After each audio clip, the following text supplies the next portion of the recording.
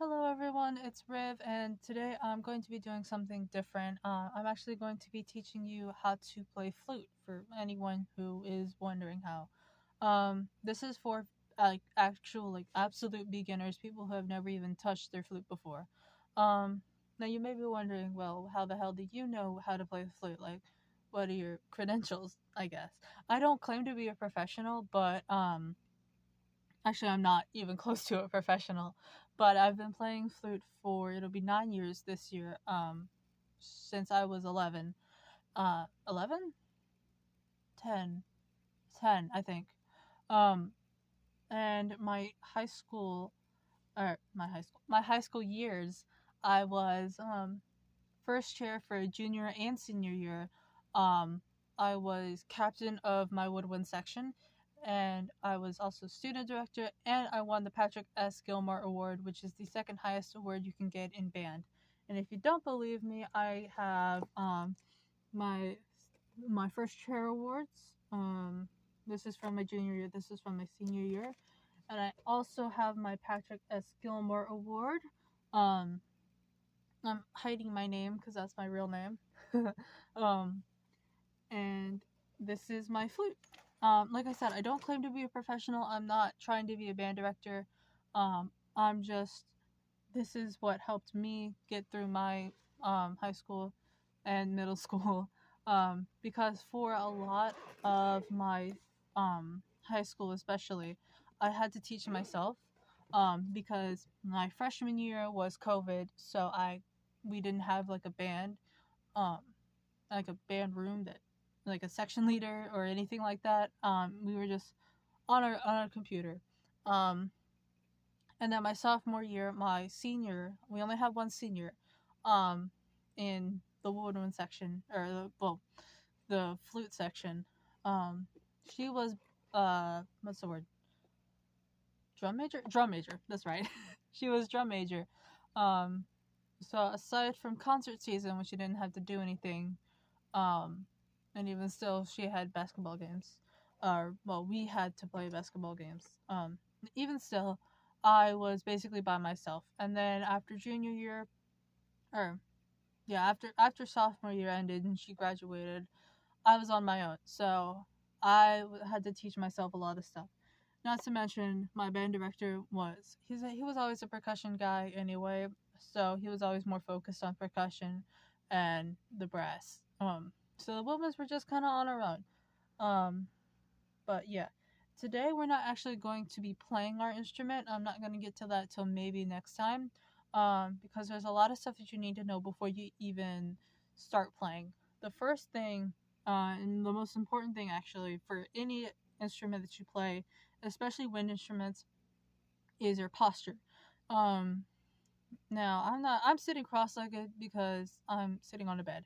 But when you're playing an instrument, even if you're sitting on a bed, you want to be sitting on the very edge, your feet flat on the floor and your back completely straight. This is because it's proven like that it opens up your lungs. Oh, voice crack. It opens up your lungs and it helps with intonation, which is how you sound. Um Whether or not you're in tune or not, and it also helps for your air capacity, so it can help you hold your notes longer. So if you're sitting like this all hunched over and your legs are crossed or whatever, you're don't wonder why you can't play four measures without taking a breath, because you're not giving your lungs room to breathe. I have also seen, I'm just gonna put this together. um I've also seen, even in freshmen, which is sad because you should have fixed that in middle school. But even in freshmen, I've seen they'll play and then they'll put their head like right here on their shoulder because they don't want to sit up, and then they just want to hear. And then your flute actually, which is also important, it should always stay parallel with the ground, which means it should be this way. It should not start drifting down, because your tone will start to dip. Because I'm not saying I'm in tune. In fact, I'm probably not. But if I'm playing, see what I mean? It starts to dip. and quality and in tune. So yeah, so you just want to be careful with that. Now for there are three main parts of the flute. I'm going to take each one off and show you individually. Um, the first one you need to know about is your head joint. This is where the sound comes from. You would place your lip here, and then you would blow, and the air that comes comes goes through this hole is the sound that you get. Um, on top, you have this piece. This is called the crown. This should have a big "Do not touch" sign on it. You do not need to touch this at all. Only professionals need to touch it. The only time you should actually touch this is if it unscrews, and you need to screw it back. Cause there have been times where, like I'll fiddle with it, and then we'll go and we'll march to the football field, and I'll be like, oh my god, where did my crown go? And I come back after the weekend, and it's just in the dirt. So yeah, you want to make sure this is screwed on at all times. Double, triple check, quadruple check if you have to. Um, and this part connects this. The reason why you can see here the color difference. This part actually goes into your flute. Now, the next part of your flute. The reason why there is so much of it when there usually isn't that much is because you need to basically pushing in and out your head joint is how you stay in sound. So the more your so if your flute is all the way pushed in like this, then you're going to be really really sharp. So when it comes to intonation, the more farther out you are, the flatter your instrument is, and the further in you are, the sharper you are. So if your flute is all the way in here, you're gonna be super sharp. You're gonna be sharp as a razor, and that's not a good thing. So you need to find a good balance, and that's why they give you so much room in the head joint. Now, the next piece is called the body joint. This is where all your fingers go. Well, almost all of them, except for your pinky finger on this hand.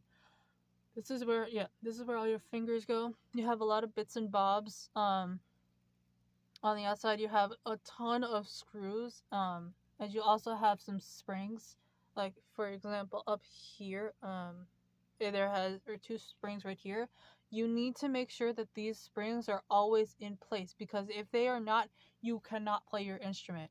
For example, I will detach one, which I've already done, and then I'll put my flute together and I'll try to play a few notes, and then you'll just see, and then I'll reattach it afterwards. So this is with it like out of place. As you can see, it's not coming out clear at all. And then I'm just gonna reattach that. See, like I said, I don't pretend to be perfect at this, but yeah, you can just hear the difference. So you have to make sure all of these bits are together, and if some of the all the springs come off, or the screws, if they come off, then these bars and rods and even some of the keys will completely fall off. So you have to make sure those are all together. If you're in band, usually your band director will have a set of small screwdrivers that you can borrow. Sometimes I have to just use my fingernail because we'll be like in the middle of a concert or something. Um, but yeah, just make sure all your screws are screwed in, all your springs are in place, and just run like a mini diagnostic before you even begin to play. And the last joint is called the foot joint. This is the baby. Um, the only key you should really have to worry about right now is this key. This is called your E flat key. These two keys are important for later, but those are for low notes. So you don't these aren't really important. I didn't even use these till like sophomore year of high school. So this one is the big one.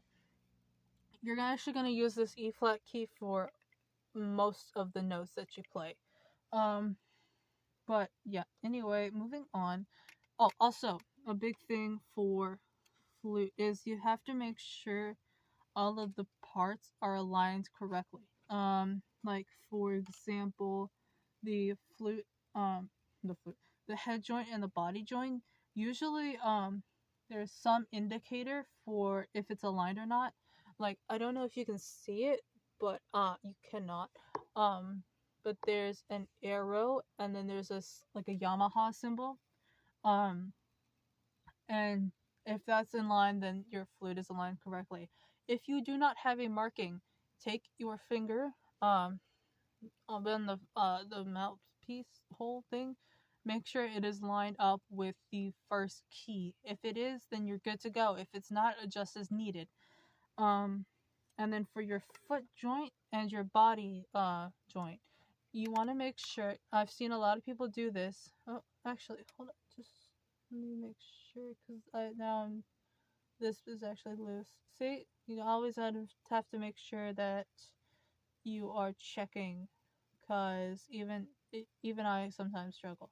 Like I said, I don't claim to be perfect, but anyway, I've seen people line these the rods up, and that you shouldn't be doing that, because you say you're playing, this is where your fingers should be, and this is where you'll have to go.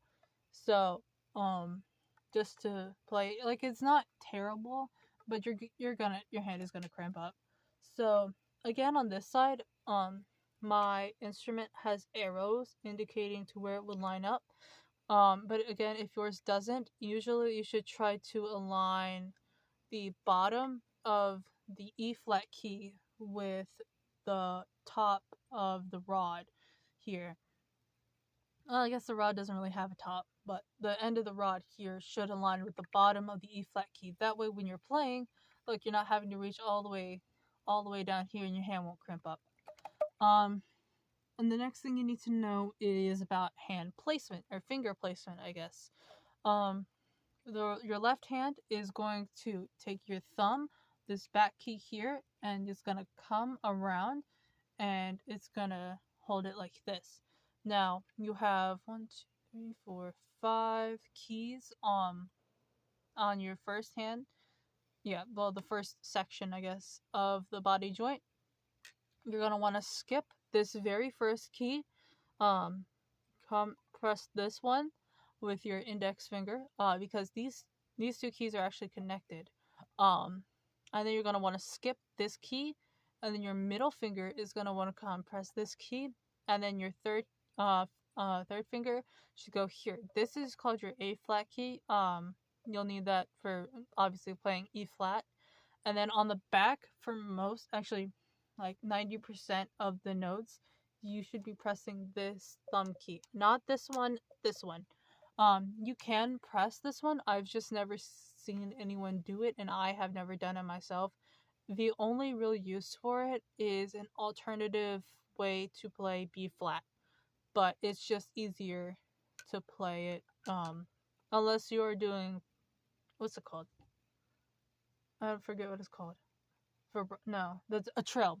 Unless you're doing a trill, which I'll get into later, like a lot later, where you're going from C to B flat or B flat to C, you're not gonna need it.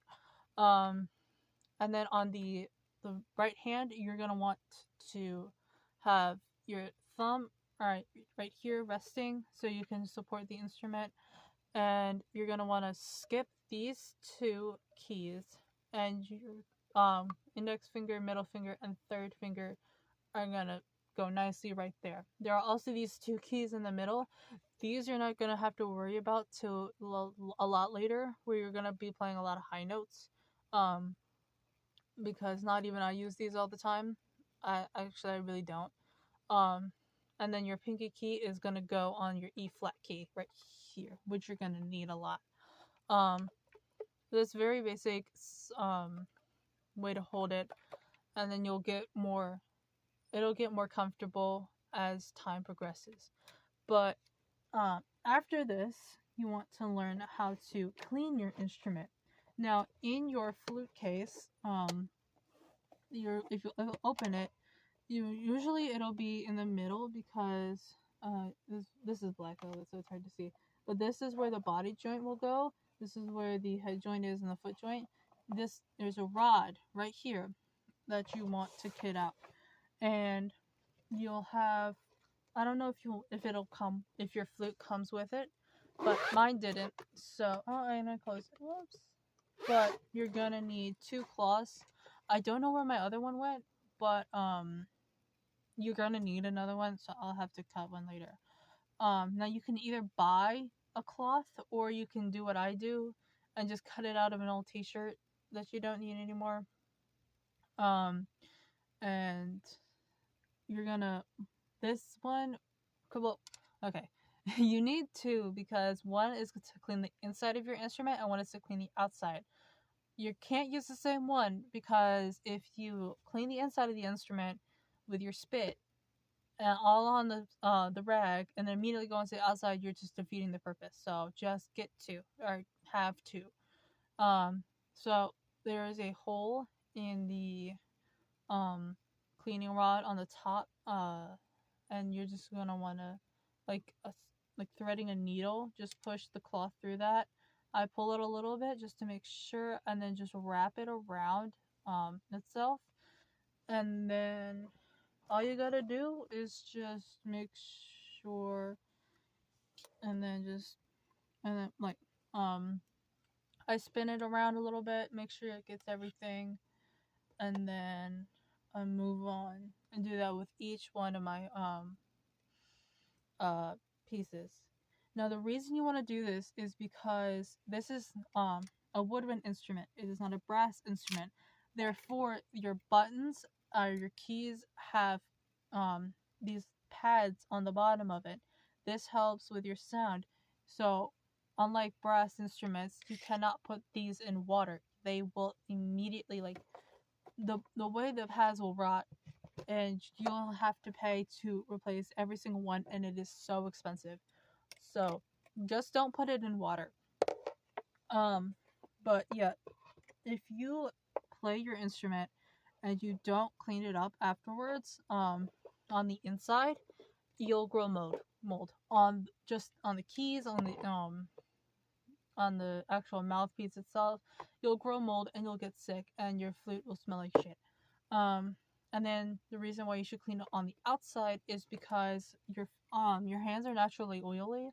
Well, your skin is actually naturally oily, and you're playing your keys, yada yada yada. The skin or the skin, the oil builds up on the keys, and then if you go a long time without cleaning it, it'll actually tarnish the metal, and you'll have to get like a tarnish remover to clean that, and or you just get a new flute. And new flutes are very expensive. Trust me, I know. Um, so you want to make even on the parts that aren't keys, because your thumbs, well, yeah, your fingers still touch this part of the flute, even if there are no keys on it. So you're gonna want to wipe the whole thing down. Um, even on the foot joint. The foot joint is just as important because that's where you get actually a lot of your notes from. Um, but that is a very basic rundown for today. Um, for the next time, we'll probably be able to make a sound. I know for some people, it took them like a whole class period, sometimes even 2, to get it down. It just depends on what kind of person or like how you are when it comes to learning quickly. Um, I mean, for me, it was pretty easy, but I'm in a big family of music nerds anyway, so um, I never had a problem with it. That's not to say that you won't or whatever. It's just to say it's different for everybody. Um, so that's gonna be it for today. I hope you learned something. I'll post a part 2 eventually. And then we'll actually go over how to play or how to start with your embouchure and your actually making a sound. But that's gonna be it, and I will see y'all later. Bye bye.